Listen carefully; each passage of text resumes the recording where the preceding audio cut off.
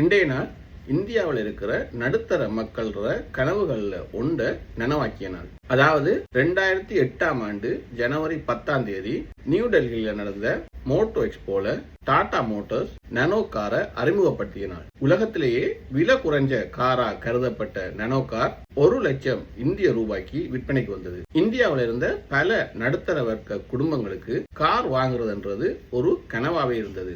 அதனால இந்த கார் அறிமுகப்படுத்தப்பட்ட நேரம் கிட்டத்தட்ட 2 லட்சம் பேர் இந்த காருக்கு முன்பதிவு செய்திருந்தனர். அதனால முதலாவது நானோ காரை வாங்குறவர் குலுக்கல் முறை மூலம் தெரிவு செய்யப்பட்டார். 2008ஆம் ஆண்டு அக்டோபர் மாதம் விற்பனைக்கு வரும் என்று சொல்லப்பட்ட இந்த நானோ கார் மேற்கு வங்கத்துல கார் உற்பத்தியால கட்டுறதுல ஏற்பட்ட நிலப்பிரச்சனை காரணமா 2009ஆம் ஆண்டு ஏப்ரல் மாதம் முதலாவதா விற்பனைக்கு வந்தது.